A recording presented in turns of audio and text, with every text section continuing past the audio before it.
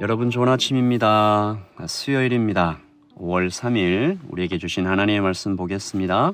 민수기 22장 1절에서 20절까지 말씀 함께 보겠습니다.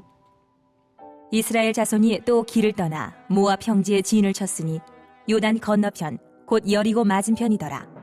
십볼의 아들 발락이 이스라엘이 아모리인에게 행한 모든 일을 보았으므로 모압이 심히 두려워하였으니 이스라엘 백성이 많음으로 말미암아 모압이 이스라엘 자손 때문에 번민하더라. 미디안 장로들에게 이르되 이제 이 무리가 소가 밭의 풀을 뜯어먹음 같이 우리 사방에 있는 것을 다 뜯어먹으리로다. 하니 그때에 십볼의 아들 발락이 모압 왕이었더라. 그가 사신을 부올의 아들 발람의 고향인 강가 부돌에 보내어 발람을 부르게 하여 이르되 보라, 한 민족이 애굽에서 나왔는데 그들이 지면에 덮여서 우리 맞은편에 거주하였고 우리보다 강하니 청하건대 와서 나를 위하여 이 백성을 저주하라. 내가 혹 그들을 쳐서 이겨 이 땅에서 몰아내리라. 그대가 복을 비는 자는 복을 받고 저주하는 자는 저주를 받을 줄을 내가 알미니라. 모압 장로들과 미디안 장로들이 손에 복채를 가지고 떠나 발람에게 이르러 발락의 말을 그에게 전하매 발람이 그들에게 이르되 이 밤에 여기서 유숙하라. 여호와께서 내게 이르시는 대로 너희에게 대답하리라. 모압 귀족들이 발람에게서 유숙하니라. 하나님이 발람에게 임하여 말씀하시되 너와 함께 있는 이 사람들이 누구냐? 발람이 하나님께 아뢰되 모압 왕 십볼의 아들 발락이 내게 보낸 자들이니이다. 이르기를 보라, 애굽에서 나온 민족이 지면에 덮였으니 이제 와서 나를 위하여 그들을 저주하라. 내가 혹 그들을 쳐서 몰아낼 수 있으리라 하나이다. 하나님이 발람에게 이르시되 너는 그들과 함께 가지도 말고 그 백성을 저주하지도 말라. 그들은 복을 받은 자들이니라. 발람이 아침에 일어나서 발락의 귀족들에게 이르되 너희는 너희의 땅으로 돌아가라. 여호와께서 내가 너희와 함께 가기를 허락하지 아니하시느니라. 모압 귀족들이 일어나 발락에게로 가서 전하되 발람이 우리와 함께 오기를 거절하더이다. 발락이 다시 그들보다 더 높은 고관들을 더 많이 보내매 그들이 발람에게로 나아가서 그에게 이르되 십볼의 아들 발락의 말씀에 청하건대 아무 곳에도 거리끼지 말고 내게로 오라. 내가 그대를 높여 크게 존귀하게 하고 그대가 내게 말하는 것은 무엇이든지 시행하리니 청하건대 와서 나를 위하여 이 백성을 저주하라 하시더이다. 발람이 발락의 신하들에게 대답하여 이르되 발락이 그 집에 가득한 은금을 내게 줄지라도 내가 능히 여호와 내 하나님의 말씀을 어겨 덜하거나 더하지 못하겠노라. 그런즉 이제 너희도 이 밤에 여기서 유숙하라. 여호와께서 내게 무슨 말씀을 더하실는지 알아보리라. 밤에 하나님이 발람에게 임하여 이르시되 그 사람들이 너를 부르러 왔거든. 일어나 함께 가라. 그러나 내가 내게 이르는 말만 준행할지니라. 아멘. 하나님의 말씀입니다. 한번 더 읽으시면서 묵상하시겠습니다.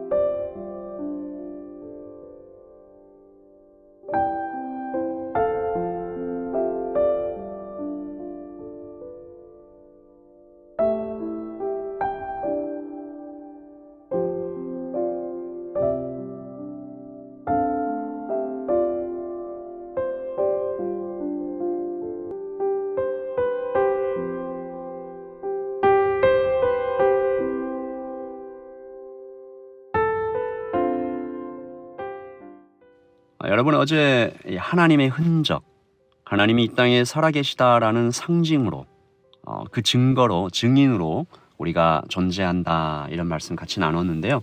오늘 이스라엘 백성들이 하나님의 흔적이 진격하고 있는 모습이죠. 그 앞에서 아모리와 바산이 두 나라가 말 그대로 박살이 났는데 마치 뚜벅뚜벅 전진하는 탱크처럼 이스라엘이 광야를 행진하고 있는 모습입니다. 그리고 이제 그 다음 나라 모압에 도착했습니다. 이 모압은 이 바산왕 옥처럼 이렇게 어리석지 않고 좀 생각을 합니다. 이 모압이 떨어요. 이 두 나라가 박살나는 모습을 눈으로 봤잖아요. 오늘 말씀 2절에 보시면 십볼의 아들 발락이 이스라엘이 아모리인에게 행한 모든 일을 보았으므로. 3절 모압이 심히 두려워하였으니. 봤어요? 두려워해요. 이게 이제 세상 사람들이 사는 방식이죠. 보고 눈으로 보고 피지컬하게 어떤 일이 일어나면 두려워함. 그런데 이 모압 왕이 두려워하는 이유가 좀 이상합니다. 이스라엘 백성이 많음으로 말미암아 모압이 이스라엘 자손 때문에 번민하더라. 굉장히 많아 보인다라는 거죠. 이 겁에 질리면 상대가 크게 보이는 것들도 있겠지만 그래서 이스라엘이 너무 크고 두려운 존재가 되기도 했겠지만, 하지만 발락은 잘못 말했죠. 이스라엘 백성이 두려운 이유가 숫자가 많아서가 아니잖아요. 하나님 때문이죠. 야훼 하나님 때문에. 이 세상은 이것을 애써 부정합니다. 문제는 성도도 이것을 착각한다는 거예요. 우리가 뭘 가져서 힘이 많아서 이 성도의 숫자가 많아서 교회가 힘을 가지는 것이 아니죠. 아이러니하게도 모압 왕 발락은 그럼에도 불구하고 이 전쟁의 핵심을 어느 정도는 좀 파악하고 있었던 것 같아요. 이 전쟁은 신들의 전쟁이다. 이 때때로 성도보다 세상이 하나님을 더 정확하게 파악하고 있는 것들을 봅니다. 발락은 이스라엘의 강함이 하나님께로부터 온다는 것을 알았고 바로 그 지점을 공격하려고 전략을 짭니다. 발람을 부르죠. 이 발람이 대단한 영적 능력을 가지고 있었던 사람인데 발락이 이렇게 얘기합니다. 6절이죠. 청하건대 와서 나를 위하여 이 백성 이스라엘을 저주하라. 이 발람에게 한 말입니다. 내가 혹 그들을 쳐서 이겨 이 땅에서 몰아내리라. 그대가 발람 당신이 복을 비는 자는 복을 받고 저주하는 자는 저주를 받을 줄을 내가 알미니라. 그러니까 이 발람이라는 사람에게 크레딧이 있었던 거죠. 사탄에게도 능력이 있습니다. 하나님을 흉내냅니다. 여러 가지 신비로운 기적들을 일으킵니다. 사실 이 발람에 대해서 여러 가지 좀 의견들이 많아요. 이 사람이 선지자냐? 그래서 어떤 해석에는 seer, 그러니까 보는 자, 선견자, 이 선지자라고 표현한 곳도 있는데 하는 행동을 봐서는 제대로 된 선지자 같지 않죠. 어쨌든 이 발람은 몇 차례 꽤 저주와 복을 성공시켰던 것 같아요. 그래서 소문이 났어요. 이 근처에서 이 발람 대단한 능력을 가지고 있다. 당신은 고대니까 군인들 또한 이 영적인 현상을 두려워했죠. 그러나 발락은 몰랐습니다.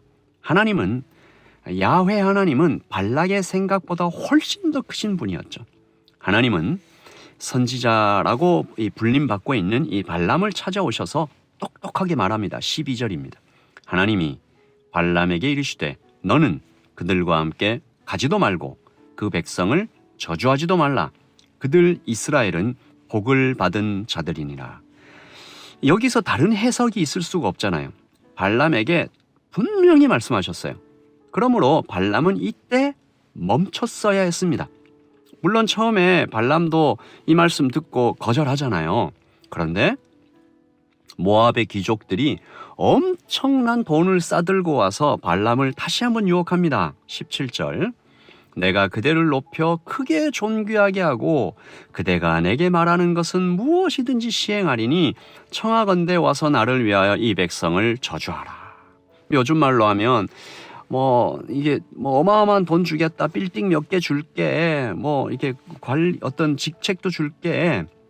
그러니까 발람이 그만 유혹에 넘어가서 이렇게 말하는데 이 말과 발람의 말과 하나님의 대답이 아주 의미 있습니다. 19절 그런즉 이제 너희도 이 발람이 한 말입니다. 이제 너희도 이 모압의 귀족들에게 한 말이죠. 너희도 이 밤에 여기서 유숙하라. 좀 기다려봐라. 그리고 이렇게 얘기하죠. 여호와께서 내게 무슨 말씀을 더 하실는지 알아보리라. 하나님이 이미 말씀하셨어요. 근데 한 번 더 물어보겠다라는 거예요. 그리고 20절 밤에 하나님이 발람에게 임하여 이르시되 그 사람들이 너를 부르러 왔거든. 일어나 함께 가라. 여러분, 발람은 하나님께 다시 질문한 것이 아니고 하나님도 대답해 주신 것이 아닙니다. 발람은 이미 끝난 대화를 다시 이어감으로 자신의 욕망을 드러냈고 하나님은 어디 네 마음대로 해봐라 라고 손을 놔버리셨습니다. 이에 대해서 칼빈은 하나님은 발람이 의지를 다해서 거역하는 상태를 그대로 방임하셨다라고 말했습니다. 할 테면 해봐라 이렇게 얘기하신 거죠. 오늘 말씀에는 이 굉장히 역설과 아이러니로 가득 차 있죠. 보세요. 이방 나라 모압이 하나님을 인정합니다. 그런데 또 하나님을 상대로 저주를 부탁하죠. 발람은 분명한 하나님의 뜻을 들었는데 욕망에 사로잡혀 다시 한번 묻습니다. 그리고 나서 하나님이 그러면 가봐라 라고 얘기하시잖아요. 그러니까요. 오늘 내가 걷는 길이 잘 풀린다고 반드시 이 길이 하나님의 뜻이 아닐 수 있습니다. 내가 욕망에 사로잡혀서 묻고 또 물으면 하나님은 어느 순간 손을 놔버리시는 것 같아요. 내버려 두시는 것 같아요. 그냥 죽으라고 버리시는 것은 아니지만 그대로 두십니다. 이 허락 아닌 허락이에요. 그러면 그냥 네 마음대로 한번 해봐라 라고 허용하시는 거죠. 우리가 이것에 속으면 안 됩니다. 이것을 착각하면 안 됩니다. 발람처럼 되지 말아야 됩니다. 그러니까 분명하게 드러나 있는 하나님의 뜻에 먼저 순종해야 되는 것이죠. 그래서 저는 때때로 이 한국적인 기도, 산에 올라가서 나무 뿌리를 붙잡고 막 어떻게든 하나님 이것을 이루어 주십시오라고 때를 쓰는 기도, 어떤 의미에선 좀 위험하다고 생각합니다. 우리는 듣는 사람들입니다. 하나님 제게 무슨 말씀을 하시든지 제가 그대로 순종하겠습니다 라고 기도해야 할 것이지, 하나님 내 뜻을 반드시 이루어 주십시오라고 하나님 멱살을 잡고 흔드는 것 같은 그런 기도는 조심해야 할 것입니다. 오늘 우리가 아침에 이렇게 기도하십시다. 하나님, 주변의 현상들이, 주변의 일들이 잘 풀린다고 이것이 하나님의 뜻이라고 오해하지 말게 하시고, 하나님, 분명히 드러나 있는 우리에게 이미 말씀하신 하나님의 뜻을 잘 분별해서 건강하고 성숙한 하나님의 자녀로 살아가게 해주십시오.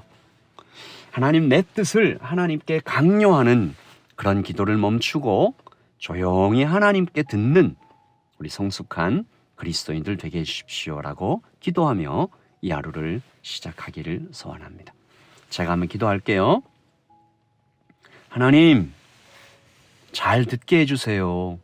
발람처럼 이미 말씀하셨는데 또 묻고 그래서 결국은 자기의 욕망대로 행해버리는 그런 미성숙한 사람들 되지 않게 하시고, 하나님께서 내게 이미 말씀하신 분명하게 성경에 게시되어 있는 하나님 나라를 위하여 살아가는 우리 성숙한 성도들 되게 해주십시오. 그것이 비록 내 뜻에 맞지 않는다고 해도, 그 길이 험한 길이라고 해도 그 길을 가는 사람들 되게 해주시고, 저 옆에 쉽고 편하고 넓어 보이는 길이 있다고 해도 그 길이 하나님의 뜻이 아니면 가지 않는 사람들 되게 해주십시오.